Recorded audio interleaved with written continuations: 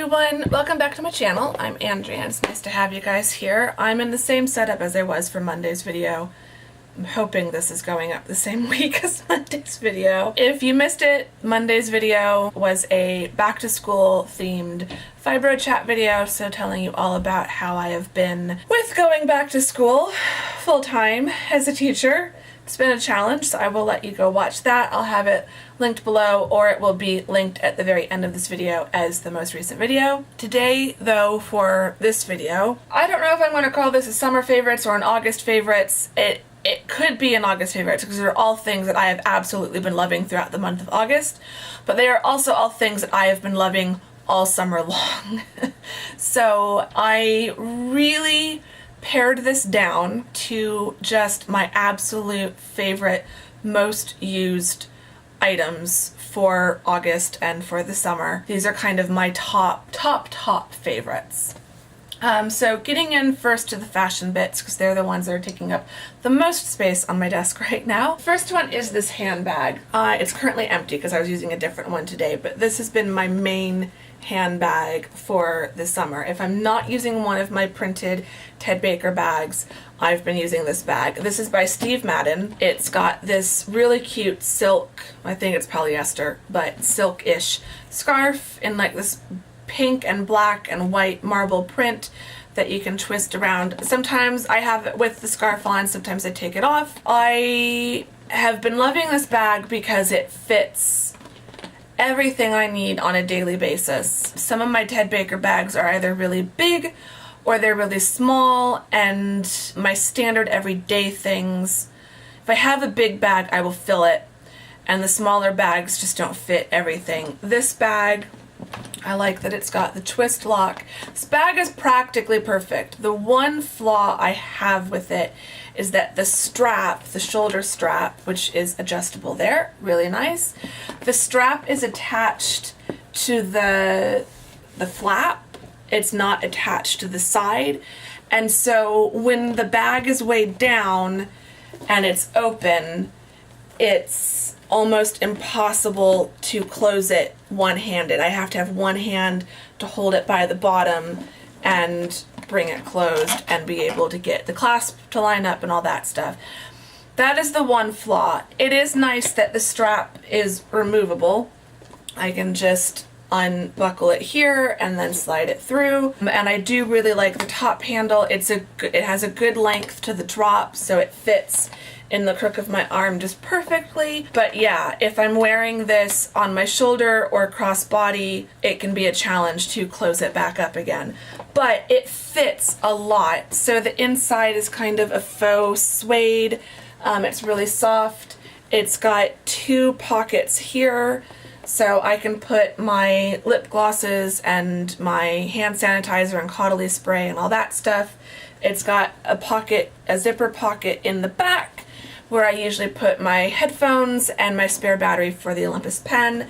And then the middle, the main compartment, it opens up really wide so I can get to everything. It fits my wallet, my checkbook, my makeup bag, my sunglasses, my Olympus pen. Like, it fits everything with no compromising. Some of my Ted Baker bags, it's like it'll fit the pen if I don't have my sunglasses or something like that. So, or if I've got my sunglasses case, then I've got to carry my Olympus pen in my hand all the time. This, everything fits in it super easily.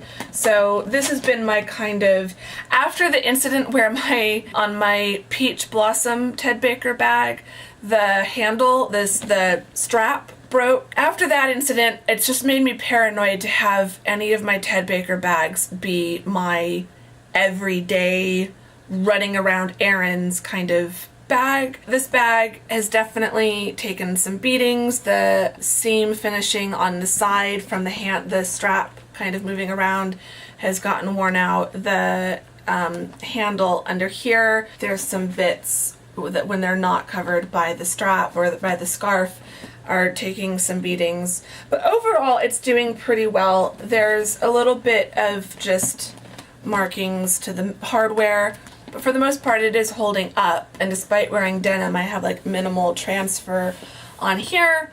So it is a good bag. It's definitely been used and loved, but I only paid $40 for it, $39. So I felt like for $39, if I trash this within a year because I'm using it 5 days out of the week, I'm okay with that. But if I broke another one of my Ted Baker bags, I would be heartbroken. So I'm using those a little bit more strategically now and being just a little bit more thoughtful and careful with them. And this bag, the pink, goes with just about everything in my wardrobe, so loving this bag. One other outdoor fashion favorite. The pair of shoes that I have been wearing the most have been these slides. I bought them just to go to the pool, but I have been wearing them for much more than that. If I'm running to the mailbox or the office to pick up a package, if I'm just going to Target or Costco, I've worn these to lunch at Zinc. I just love them. They're very comfortable. I mean, for being slides, they're very comfortable. I love the print. I mean, they look like they could be Ted Baker, so we know I love that. And yeah, I love the little metal, the little kind of detail there is super cute. They're by the brand Nanette Lepore. I got them from DSW. I think they were about $30. I think they were about $30 because I was trying not to spend a fortune on them because initially I only bought them to wear to the pool, so I didn't want to spend a ton of money. The other fashion favorite, I think I bought those back in June or July. I bought them like a week or so before Tamsin arrived. The other fashion favorite for at home that I love these. I love these so much. And I've had these since June, I think, maybe even late May, are these slippers. They are super fuzzy, very comfy. They've kind of molded to my feet, but they're very cush. But I also like them because they've got a hard sole, so like I can wear these outside. I don't wear them outside around my apartment complex, but I could if I needed to. And I've taken these over to my parents' house a couple times, and like if I want to go out to the back patio with the dogs, I can wear it out there and not feel like I'm going to wear through my slippers.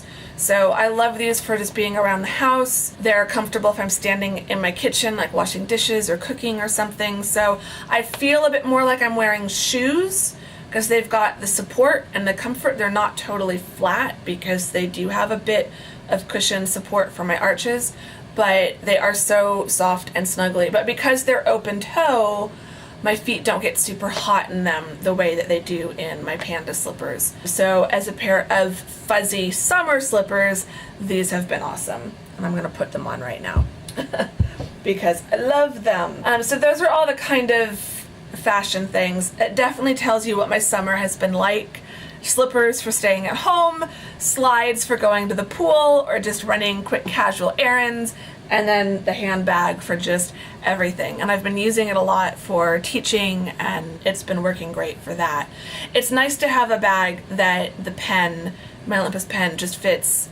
I can get it in and out of that bag so easily. I don't have to shuffle anything around or make sure that everything is in the bag just so before I can close the clasp, which is how some of my other bags are. My Satchel Sugar Cube is like that, and two of my smaller Ted Baker bags are like that. And it's just kind of frustrating because when I'm vlogging, I like to be able to get my camera in and out really quickly. Another summer favorite has probably been this mug. This is from Anthropologie. I got it on sale and I absolutely love it. So we'll switch to kind of makeup and then we'll do home and entertainment. The nail polish I've probably been using the most is this one by Essie. This is Status Symbol.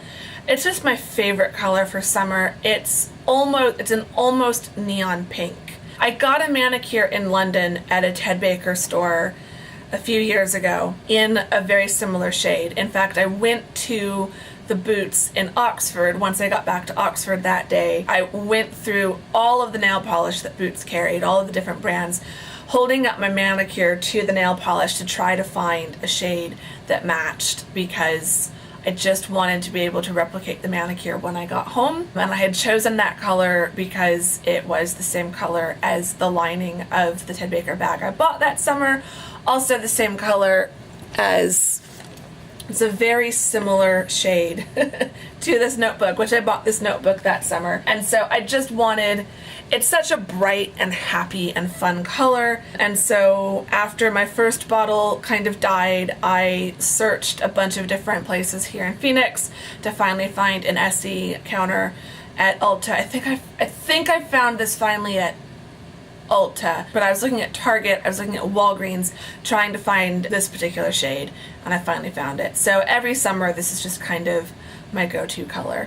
Although I have been wearing this color a lot. This is also by Essie, and this is the shade Eternal Optimist.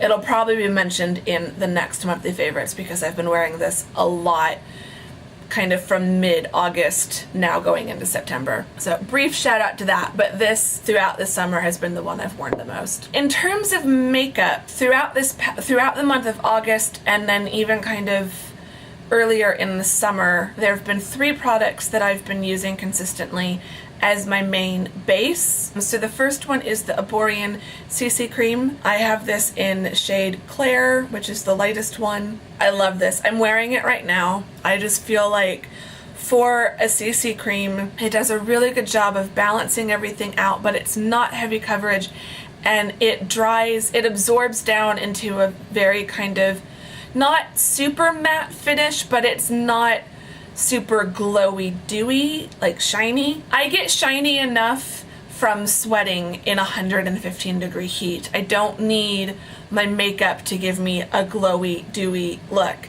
So I like that it kind of goes down into just a normal kind of matte skin tone type matte, if I'm explaining that right. Just kind of smooths and clears everything out, but it's not super glowy. So it is just your skin on the best skin day ever. So I've been loving that. And then the only other things I will add on top of this is the Becca Under Eye Brightening Corrector. I have this in light medium. So I will put this on under my eyes, just kind of pat it in. Sometimes I'll put it up and pat it onto my eyelids as like a primer. And then I come in with Touche Eclat and I just put this kind of going from kind of the inner corner down and then just kind of fan it out. I know people say don't use this as an under eye concealer, but I feel like I'm not worried about concealing, so this color corrects and then this gives even more brightness to my under eyes.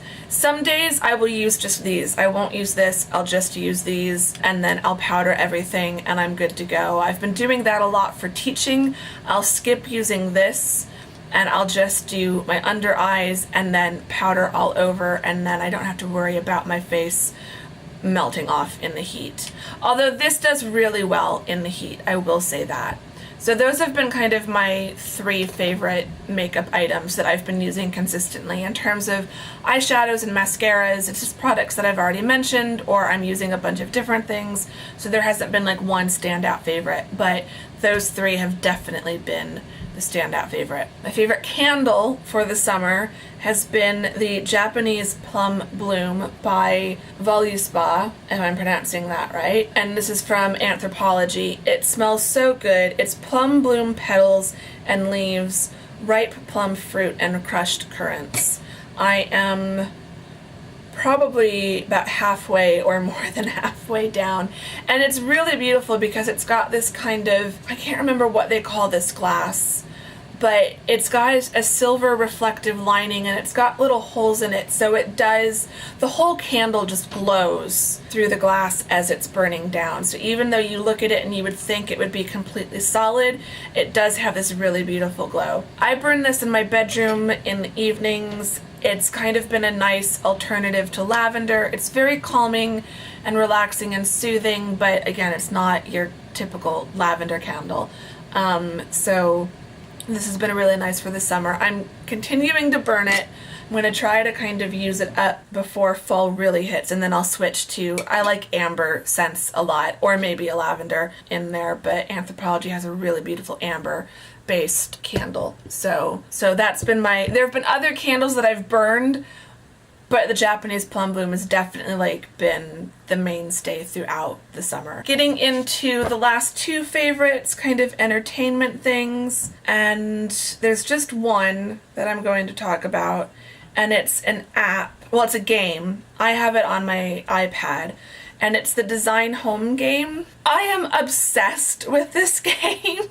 Like, it's crazy how obsessed I am. It's still loading, but it's an interior design game. And ooh, I won some, well, I don't know if I won. The results are in. Let's see if I won. Ooh, I won. What did I win? I won a sideboard that I can use. I feel so ridiculous, but I love it. So you just design rooms. So this is one I'm still waiting on. You use points and you earn dollars and diamonds, and then you use them to enter challenges and design, fill out the room. So you've got these little bubbles, and each bubble, the green ones are required, the purple ones are optional, and then you have to put in whatever it is. And then the challenges usually have requirements. So this one requires 5 items from a certain brand. So I don't enter all of them because some of them are just too expensive, and I have spent money on this game. It's the only game I've ever spent money on. It's free to download, but then you can make in-app purchases. So I have purchased diamonds a couple times, but I'm really careful about that. I definitely could see how someone could spend a lot of money on this. So I really limit myself. I could play this all day long if I had an unlimited budget, but I try to restrain myself. I figure I'm no longer really going to Starbucks on a daily basis, so if I spend $5 a month on the game, that seems reasonable. But yeah, I'm sure some people are spending like $5 a day on it, and I'm trying not to be one of those people. The last thing is a book. And also a movie. So I have managed to read quite a few books over the summer and a couple books in August, and I've loved all of them, but we would be here forever if I mentioned all of the books that I've read and if I gave you details about them all. So I'm going to limit myself to what has probably been my favorite book of the summer, and it is the Guernsey Literary and Potato Peel Pie Society. It's also now a Netflix film starring Lily James, along with Penelope Wilton, Jessica Brown Finlay, Matthew Good. There's like a huge Downton Abbey contingency in the cast. But it is just, the book and the movie are very different. The book is told entirely through letters, back and forth to people. So you have to kind of pay attention. Letters and telegrams, or cables as they call them. So it tells the story entirely through the correspondence, which when I first started reading it, I thought, oh, I don't know how that's going to go. I don't know if I'm going to get into it. I got so into it. It took me a little bit. I probably read maybe the first 40 pages or so, and then just got caught up with other stuff and just wasn't making reading a priority. And then I realized that the movie was now on Netflix, and I really wanted to watch the movie, but I knew I wanted to read the book first. And so then I think I read the rest of the book within 24 hours. I started reading it on a Saturday, and I finished it on a Sunday or something like that. I just got so into it. I laughed so much reading this book, but I also cried reading this book. It was clearly very well researched and a fairly accurate telling of what the people of Guernsey and the Channel Islands went through during the occupation. But all of the characters are just so well written and well developed, which I think is just a massive accomplishment in a book told entirely through letters. The fact that you get to know the characters so well, and all of the characters start writing letters at some point, but then there's also a character that is kind of missing from the group, and everyone is like, she kind of becomes the central focus in a way. And so it's humorous, it's heartwarming, it's heartbreaking, because when you're telling any story related to World War II, it's not all going to be happy, but it ends on a happy note. Spoiler, there's a happy ending, but I feel like you go into this book wanting there to be a happy ending. I recommend reading the book first. The movie is good, the cast is brilliant, but it is slightly different from the book in that it's not letters, and I feel like they sped some things up. There's a bit more drama there, and I understand the reasons why they probably made the choices that they did. There are some things in the movie that aren't completely clear in the book that I really like how the movie handled it, and then there are things I like in the book that are much better than how they were done in the movie, but both are really, really good. They're just good in their own way. So I don't know that I would have enjoyed the book quite as much if I'd seen the movie first, because then I think I'd be comparing the book to the movie. So read the book first and then watch the movie, but they are both really, really good. Oh, I love this book. It's been a while since I've read a book that I have loved this much. That is it. My camera is about to just stop because I've been going on for so long. So let me know what some of your favorites in August were, or throughout the whole summer. Say hi down in the comments. Like the video if you liked it. Subscribe if you are not subscribed. And I will see you all soon in a new video. Thanks for watching this one. Bye-bye.